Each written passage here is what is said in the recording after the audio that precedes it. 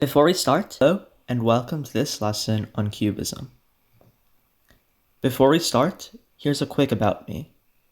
My name's Ritik Sinha, I'm a student at Los Altos High School, and I'm interested in math, computer science, and chemistry.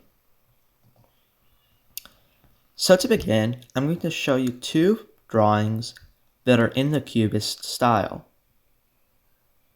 As you'll see, the picture on the left is supposed to be a picture of a glass on a table, and the image on the right is a man. You'll notice, however, that these aren't like normal drawings you see in everyday life. So Cubism was actually an art style that was popular over 100 years ago. As you saw in the two pictures that I showed you earlier, the drawings are broken into different pictures, which is why they look different than normal ones.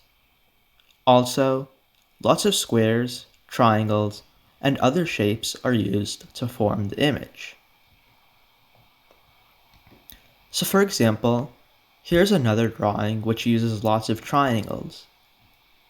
Now, you may wonder why people would draw like this.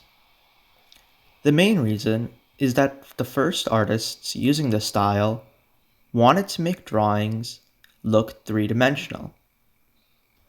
So for the image on the left, you can see that the table looks three-dimensional, and the glass also looks three-dimensional as well. Also, artists use this style because it's different and therefore it stood out as compared to other images. The first artists to actually use this art style were Pablo Picasso and George Braque. You may have heard Pablo Picasso because he was a famous artist, and many people think he was one of the best artists during the 1900s. He was especially famous for his paintings that stood out. On the other hand, Georges Braque was less popular, but he still made lots of art and was important because he contributed to other art styles as well.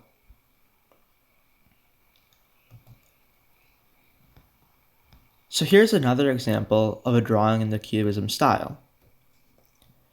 You'll see how the houses look three-dimensional, since in the foreground you can see some houses, and then in the background you can see this bridge.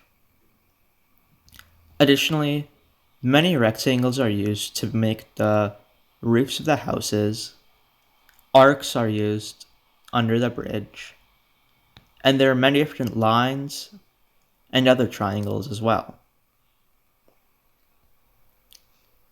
Now, all of these features are not necessarily needed for a cubist drawing, but they are very common.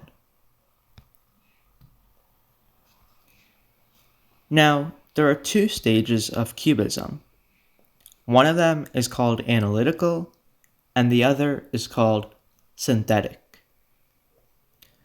So you'll notice immediately that there's a big difference between these two images. The one on the left has a lot more fragments or pieces, whereas the one on the right is a lot simpler and is even more colorful. The one on the left is called analytical, and the one on the right is called synthetic.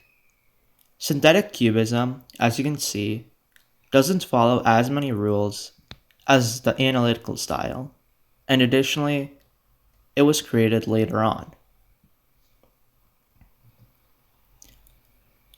Now, while we don't see Cubism as much today, there are other styles of art which are similar.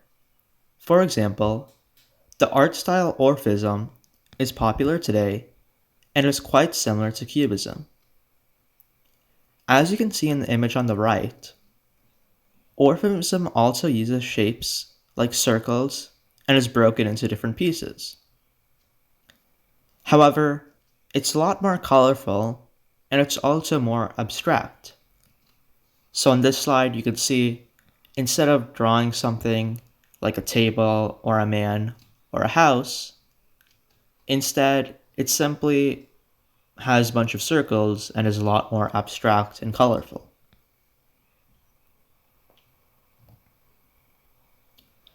Additionally, Cubism is found in real objects you might see every day.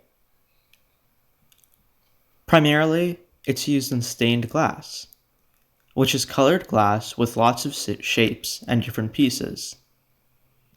This is similar to a Cubist art style, which is broken up into fragments and uses many different shapes. Stained glass is commonly found in churches as well as other places.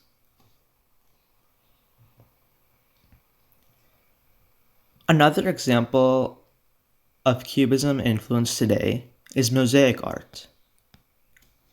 Mosaics are similar to Cubism in that art is broken up into many different pieces and shapes like a square are used. However, the biggest difference is that the pieces all line up to form a cohesive image. Additionally, in mosaic art, you'll see that it's more physical. So rather than making a drawing or painting, artists will use actual tiles to form a mosaic. Here are some more examples of Cubism that you might see today. As you can see, it uses the same pieces of Cubism, such as drawing in different fragments. However, at the same time, it's a lot more modern in that there's lots more colors, and additionally, the art is much more easier to see as a cohesive image. That'll be it for today's lesson. However, it may be a good idea to try drawing some of your own art pieces. You can use one of these examples here as inspiration, or you can try creating your own design. Thank you so much for watching this episode, and make sure to check out our website and social media pages in the descriptions to keep up with Project Slam. Again, thank you so much for watching, and I'll see you next time. Goodbye.